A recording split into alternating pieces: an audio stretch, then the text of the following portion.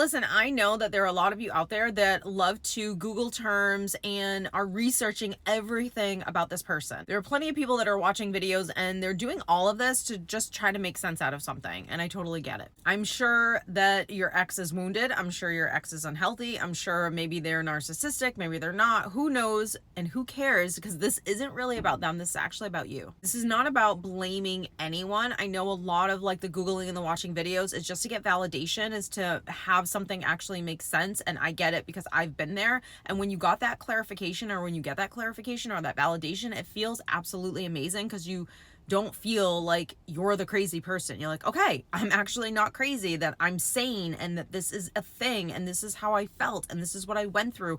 All of that stuff is very, very important. But this video is not about blaming or Googling or terms or any of that stuff. This is about solo self-reflection. So if you're not a person that's ready to say, you know what, I'm ready to look at myself and figure out what it is that I'm doing wrong, then this video probably isn't for you.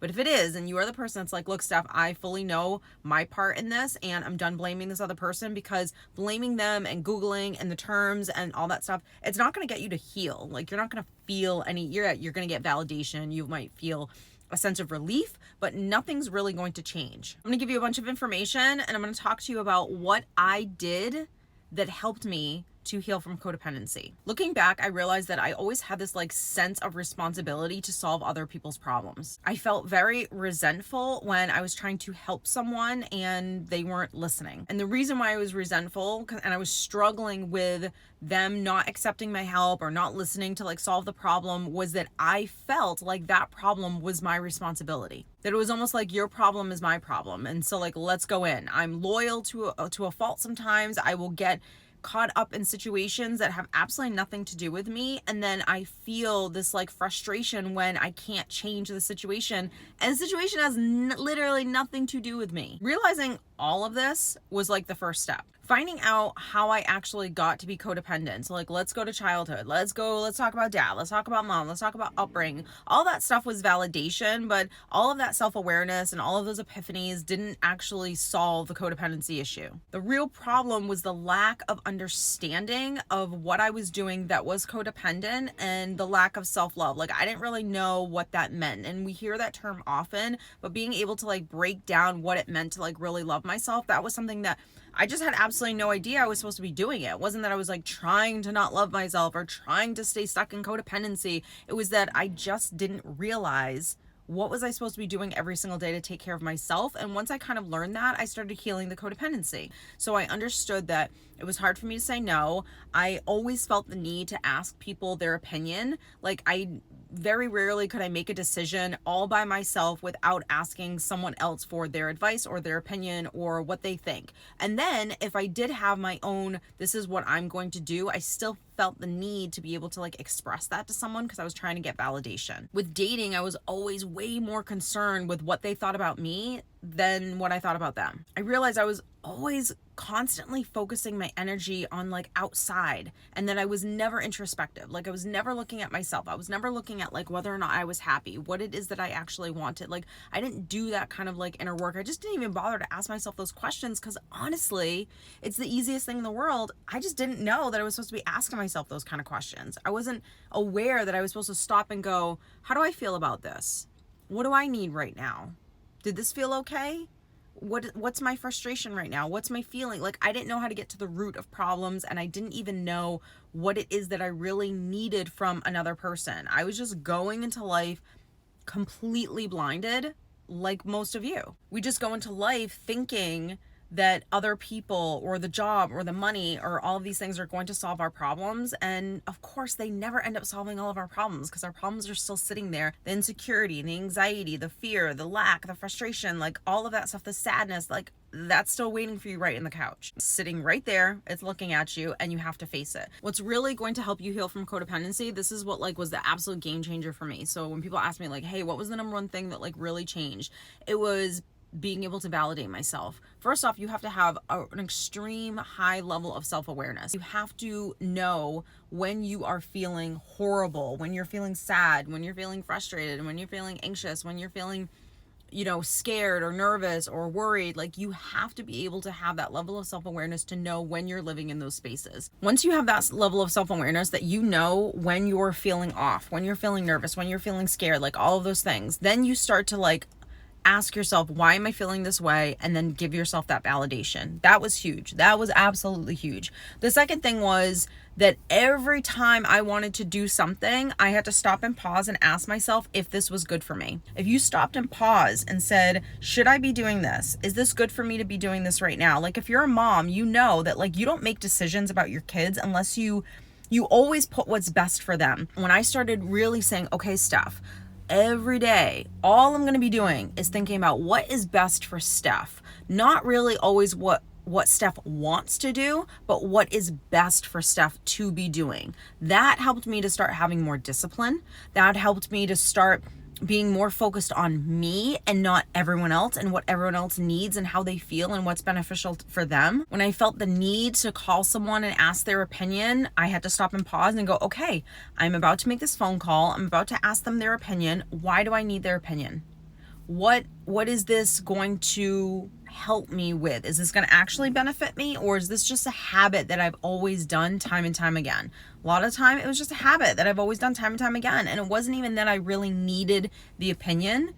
Even when I was going to help someone else, no matter how small or how big it was, I stopped and paused and said, should I do this right now? Just asking yourself those questions, you will realize so quickly just how much you are habitually doing things that you shouldn't be doing. The next thing that helped me to heal from codependency, I'm going to tell you, was I changed my outlook on confrontation. I hated conflict. Hated it. Didn't like when someone was mad at me, didn't like having a disagreement, didn't even know how to have a healthy disagreement. That was a game changer. And I can't control other people. So can I control whether or not you and I are having a disagreement and you just go absolutely ballistic? Like, you're yelling, you're screaming, you're getting defensive, you're passive aggressive. Like, I can't control that. All I was trying to focus on was myself. That when I was getting triggered by you, how was I going to react? So what I normally did was I would just kind of shut down and get defensive, or I would go silent, or I would just like avoid the conversation altogether. Or if something bothered me, I didn't want to bring it up, or if I brought it up, I brought it up with attitude. So it was like, those were the things where I was like, all right, I have to change my relationship with conflict. I have to like literally focus on the discipline of staying calm. And when I could not stay calm because the programming was and the habit was that I would get really, really upset, or I would get really defensive and just like shut down. When those things happened, what did I do? First off, I recognized what I was doing. I was like, okay, I'm shutting down. Okay, why am I shutting down? Understanding why I was shutting down. Part of it, yes, was habit. But part of it was it meant something what this person was saying to me. So what did it mean? Did it mean that this person thought I was a bad person? Did it mean that I was just getting overwhelmed in the conversation because maybe this person was very witty? Was I getting overwhelmed because this person was using like a high tone and that just like overwhelmed me in general because of whatever, being highly sensitive, trauma, whatever that was? Who cares? Doesn't matter. But was I just getting overwhelmed by the, aggressiveness of the conversation? Was I adding to the aggressiveness of the conversation? Learning how to have boundaries, that when someone else was getting aggressive or was getting passive aggressive, that I could, or them shutting down, that I could see it, acknowledge it to this person, and then enforce a boundary. Changing my relationship with conflict was huge because it got me to start slowing down to think about what it is that I felt or what it is that I needed. I was learning how to validate my own self and not needing this person to do it for me. I was also getting comfortable being able to see things, see that this person wasn't validating me, seeing that this person that I felt was criticizing me. I also started learning how to change stories in my mind of who this person was. So if someone was giving me criticism, did it mean that I was a bad person? No. Did it mean that they were a bad person? No. They were just giving me their opinion basically, and maybe their opinion could actually help me. Learning how to like bring my walls down to accept the fact that I'm human and I'm flawed and I'm not perfect, and it's okay if someone thinks something different than what I think of myself. At the end of the day, it was about how I felt about myself and learning how to really parent myself. That was the absolute game changer. That's why I talk about it all the time. That's why I did the program, the self-parenting course. That's why I do private coaching, is because learning how to take care of yourself and what that means, and breaking it down and understanding, okay, what are the things that I need to do every single day to be my healthiest? How do I undo what's been done for such a long, long time, probably my whole life? That's mental health. There were like little things that I did too. I stopped apologizing all the time. Who here, comment down below, who here is the person that like every 2 seconds you're saying, I'm sorry, I'm sorry, I'm sorry. What was I sorry for? Did I do something wrong? I didn't do anything wrong. So if I didn't do anything wrong, I stopped apologizing. Another thing that really helped my codependency was I started doing things by myself. I stopped needing someone to do things with me, or that I couldn't do something by myself. So I started getting a little comfortable, I guess you would say, with being uncomfortable. Like I wanted to really push myself to see what I could truly do by myself, because that was an opportunity for me to parent myself. So you're not going to really be able to practice taking care of yourself if you don't get out of your comfort zone of how you live your life every single day.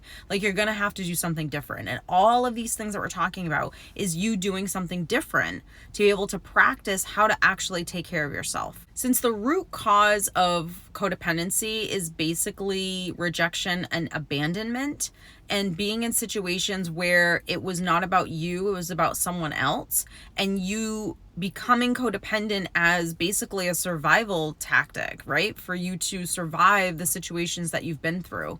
And also, I think just being raised by people that just didn't know what it means to be healthy. When you know what it means to be healthy and you're a parent, you teach that to your child. Like I'm already teaching my son. I've been teaching him for years now how to parent himself, right? I say it differently. I say it in a way that makes sense to a 7-year-old, a 10-year-old, whatever, but he's already learning how to detach from the voice, how to validate himself, like all of those things. So if you didn't learn that growing up because you were raised by people that like honestly didn't do it for themselves, so if they're not doing it for themselves, then how are they going to be able to teach you that? It doesn't mean that anyone is like, oh my God, my parents were so toxic. My aunt was so unhealthy. She's the one that raised me. It's like, no, it's just life. Like they just didn't know. And so they couldn't teach it to you, but you're learning it now. That wound, that abandonment wound is all about not being seen and not being heard. So me stopping and pausing throughout the day to be like, all right, Steph, what do you need? How do you feel? Is this beneficial for you? Should you be doing this right now? Like me asking myself those questions was training me to start having a voice and me caring about what that voice needs. So I was basically learning how to give myself the things that I really needed in order to feel good and not judging myself for it. So here we go with validation. For me, validation and judgment, it's like you can't have one.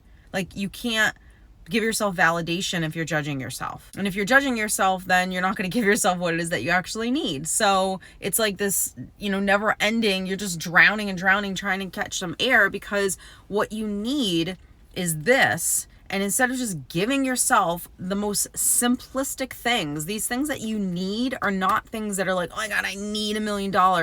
Yeah, no. You need something in order to feel good today. And what is it? Usually it's love and validation and encouragement and empathy and being gentle to yourself and kind to yourself. And don't get me wrong, sometimes you do need some tough love. Sometimes you do need someone to come in and push you. And you are the only person that knows what you need every single day and every single moment. You just have to stop and pause and ask yourself. The other thing, and I think I mentioned this early, but my addiction to helping others is like, it was definitely a real thing. I mean, look, I'm a coach, so like I help others. So, and I love what I do. It's what I was meant to do. It's my purpose. Like, so it's just who I am. But with being this person who is a helper, a healer, all of those things, there has to be limits, right? So the limit and the line between going too far and that's what was blurred. That's what was missing. There was no line. It was just all about other people and what it is that they needed. And it was about me giving and giving until I was empty, rather than going, okay, let's stop and pause. Should I be doing this right now? Is it good for me to be doing this right now? And also making sure that I had boundaries within myself, not just other people, to stop and give and pour into me, rather than always pouring into everyone else. The need to like help and fix, it comes from a great place, but if it's not done properly, if it's not done in like a healthy way, then it can be something that is very detrimental towards your own like well-being. Understanding that was like the game changer. That's what really helped me, because I just put limits on people and my energy and where I was going to go next, and because I mattered, and it was about putting me first. Understanding that it wasn't selfish, understanding that it was necessary, and it wasn't hard to do once I kind of got going. I just realized that my whole life was just a program and a habit of operating in a certain way. And it was just about being like mindfully aware of like, okay, what are the things I should be doing differently in order to get like a different result and to feel better. It was something I struggled for a really long time. And I think even when you are like a healer and a giver and a helper and all those things, like you still have moments where you're like, okay, I got to reel it back. Okay, I'm losing sight of myself. Okay, I haven't really done as many check-ins. I think that's just like life in general, but it is about learning these things. Like if you don't know these things, then you can't do anything different. I hope you guys enjoyed. Like, share, follow me on social. Everything is down below. I wish you all the best, and I'll see you in the next video. Take care.